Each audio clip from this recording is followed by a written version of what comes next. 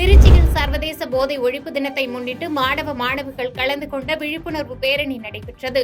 சர்வதேச போதை ஒழிப்பு தினத்தை முன்னிட்டு திருச்சி மாவட்ட உணவு பாதுகாப்புத்துறை மற்றும் ஒருங்கிணைந்த குடிபோதை மறுவாழ்வு மையம், காஜாமலை மகளிர் மன்றம் ஆகியவை இணைந்து விழிப்புணர்வு பேரணி நடத்தியது. திருச்சி மாவட்ட ஆட்சியர் அலுவலக சாலையில் உள்ள ஜான் வெஸ்ட்ரி மேல்நிலைப் பள்ளியிலிருந்து தொடங்கிய இப்பேரணியில் நூற்றுக்கணக்கான மாணவிகள் கலந்து கொண்ட நிலையில் முன்னதாக இப்பேரணியை மாவட்ட ஆட்சியர் பிரதீப்குமார் கொடியசைத்து துவக்கி வைத்தார். இதனைத் தொடர்ந்து மதுவிலக்கு மற்றும் ஆயத்தீர்வைத்துறை குழுவினரின் சார்பில் பறை இசைத்து விழிப்புணர்வு பாடல் பாடியது அனைவரின் கவனத்தையும் வெகுவாக ஈர்த்தது. முன்னதாக அனைவரும் போதைப் பொருளை முழுமையாக ஒழிப்போம் என்று உறுதிமொழியை எடுத்துக் கொண்டனர்.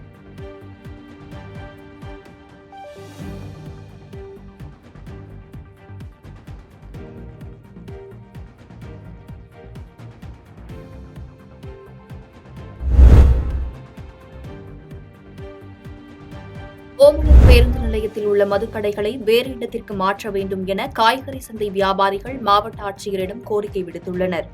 சேலம் மாவட்டம் ஓமலூர் பேருந்து நிலையத்தில் சேலம் மாவட்ட ஆட்சியர் விருந்தாதேவி வளர்ச்சி திட்டப் பணிகளை ஆய்வு செய்து பொதுமக்களிடம் குறைகளை கேட்டறிந்தார். இதில் பேருந்து நிலையத்தில் செயல்பட்டு வரும் காய்கறி கடைகளால் போக்குவரத்து பாதிக்கப்படுவதாகவும், அருகில் உள்ள 2 டாஸ்மாக் கடைகளால் ஏற்படும் பாதிப்புகள் குறித்தும் பொதுமக்கள் கூறினர். டாஸ்மாக் கடைகளில் மதுவை வாங்குபவர்கள் காய்கறி சந்தை பகுதியிலும் பேருந்து நிலைய பகுதியிலும் அமர்ந்து மதுவை குடித்துவிட்டு பொதுமக்களுக்கு இடையூறு ஏற்படுத்துவதாக கூறினர். அதனால் இங்குள்ள 2 மதுக்கடைகளையும் வேறு இடத்திற்கு மாற்றம் செய்ய வேண்டும் என்று கோரிக்கை விடுத்தனர். இதையடுத்து டாஸ்மாக் கடை உள்ள பகுதிகளை மாவட்ட ஆட்சியர் பார்வையிட்டு ஆய்வு செய்தார். மாவட்ட ஆட்சியரின் முன்னறிவிப்பு இல்லாத இந்த அதிரடி சோதனையால் பொதுமக்கள் மகிழ்ச்சியடைந்தனர்.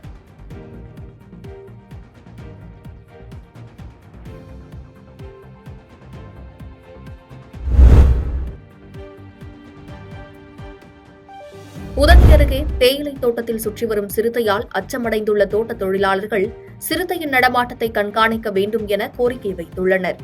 நீலகிரி மாவட்டம் உதகை மற்றும் அதன் சுற்றுவட்டார பகுதிகள் 55% அடர்ந்த வனப்பகுதியை கொண்டுள்ளது. இந்த வனப்பகுதியில் அண்மை காலமாக சிறுத்தைகளின் நடமாட்டம் அதிகரித்துள்ளது. இந்த நிலையில் உதகை அருகே முட்டிநாடு கிராமத்தில் உள்ள தேயிலை தோட்டத்தில் பகல் நேரத்தில் சிறுத்தை ஒன்று வேட்டையாடியபடி உலா வந்துள்ளது. இதனை கண்ட தேயிலை தோட்ட தொழிலாளர்கள் அப்பகுதியை விட்டு உடனடியாக வெளியேறியதால் பெரும் அசம்பாவிதம் தவிர்க்கப்பட்டுள்ளது. இந்நிலையில் தேயிலை தோட்டத்தில் உலாவரும் சிறுத்தையை வீடியோ பதிவு செய்தும் வெளியிட்டுள்ளனர். இதனால் தேயிலை தோட்டத்தில் உலாவரும் சிறுத்தையின் நடமாட்டத்தை கண்காணிக்க வேண்டும் என வனத்துறையினருக்கு கிராம மக்கள் கோரிக்கை விடுத்துள்ளனர்.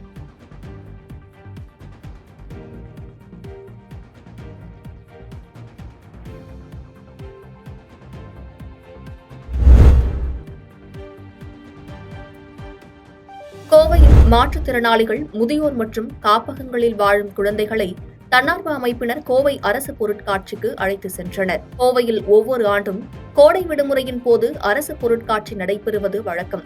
அந்த வகையில் நடப்பு ஆண்டிலும் அரசு பொருட்காட்சி கடந்த 24ஆம் தேதி முதல் தொடங்கி 45 நாட்களுக்கு நடைபெற உள்ளது.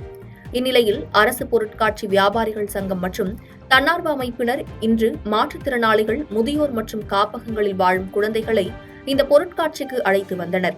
இங்கு வந்த குழந்தைகள், முதியவர்கள் என அனைவரும் கண்காட்சியில் வைக்கப்பட்டுள்ள ராட்டினம், ரயில் வண்டி, பலூன் குதித்தல் உள்ளிட்ட அனைத்திலும் விளையாடி மகிழ்ந்தனர்.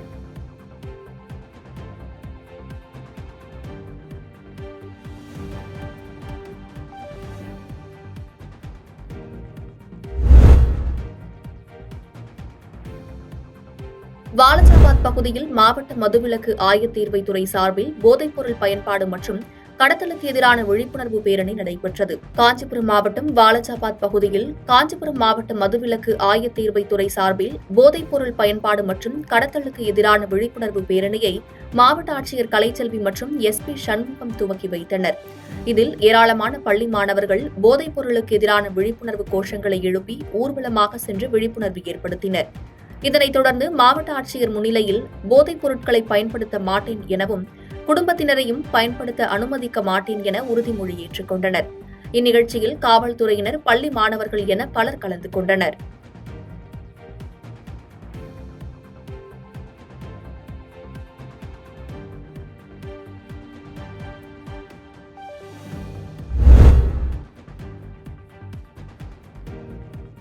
விக்கிரவாண்டி தேர்தலில் தனது வேட்புமனு தள்ளுபடி செய்ததால் திருச்சியில் உயர்மின் அழுத்த கோபுரத்தில் மீது ஏறி போராட்டத்தில் ஈடுபட்டவரால் பரபரப்பு ஏற்பட்டது. விழுப்புரம் மாவட்டம் விக்கிரவாண்டி சட்டமன்ற தொகுதிக்கு ஜூலை 10ஆம் தேதி தேர்தல் நடைபெறவுள்ளது. இதற்கான மனு தாக்கல் கடந்த 22ஆம் தேதி முடிவுற்ற நிலையில் நேற்று போட்டியிடும் வேட்பாளர்களின் பட்டியல் அறிவிக்கப்பட்டது. கடந்த நாடாளுமன்ற தேர்தலில் சுயேட்சை வேட்பாளராக திருச்சி நாடாளுமன்ற தொகுதியில் போட்டியிட்ட திருச்சி உறையூர் பகுதியைச் சேர்ந்த ஓய்வு பெற்ற அரசு பேருந்து ஓட்டுநர் ராஜேந்திரன் தற்போது நடைபெறவுள்ள விக்கிரவாண்டி சட்டமன்ற இடைத்தேர்தலுக்காக தனது வேட்புமனுவை தாக்கல் செய்திருந்தார். அந்த வேட்புமனு தள்ளுபடி செய்யப்பட்டது. இதனை கண்டித்து இன்று காலை திடீரென திருச்சி ஒருங்கிணைந்த நீதிமன்றம் அருகில் உள்ள உயரழுத்த மின் கோபுரத்தில் மீது ஏறி போராட்டத்தில் ஈடுபட்டார்.